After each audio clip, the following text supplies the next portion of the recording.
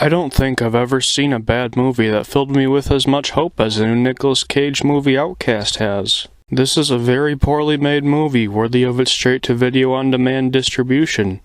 Yet I cannot hate it even a little bit, and in fact find it very comforting. Why?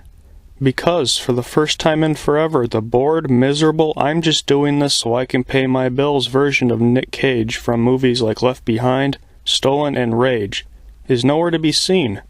And the fearless, over-the-top wild man that I know and love is back in full force. As a Nicolas Cage connoisseur, or should I say, Con Air sewer, I'm sorry. As a Nicolas Cage connoisseur, I'm so happy to see him having fun in a role again.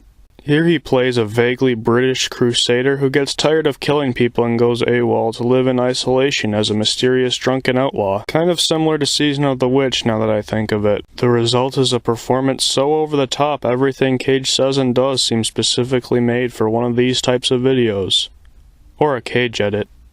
Haven't done one of those in a while. He randomly yells at people, he rambles drunkenly, he does that weird twitching thing with his face, and he carries a snake around on his arm for some reason. I love it. So if I love Nicolas Cage so much, why do I think that this movie's bad? Well, that's easy. He's only in it for 30 minutes. The leading man is Hayden I Don't Like Sand Christensen.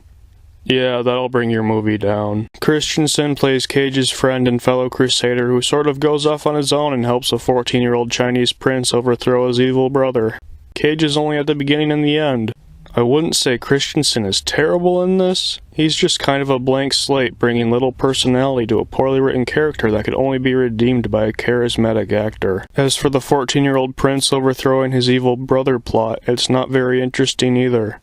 We've seen this type of thing done before, only with more interesting characters. And better action, for that matter. Look at this. This is a scene in which Hayden Christensen's character jumps off of a roof. If you look closely, you can tell that it's not really Hayden Christensen. I will at least give Outcast credit for being pretty well paced. I wasn't entertained in the scenes Cage wasn't in, but I wasn't terribly bored either. Overall, as a standalone movie, Outcast is mediocre. But as a piece of Nicolas Cage's recent filmography, it's comforting. It's good to know that he's still capable of overacting his heart out and making a bad movie fun. I hope so much that this is a sign of things to come. I give this movie a 4 out of 10, but with a smiley face.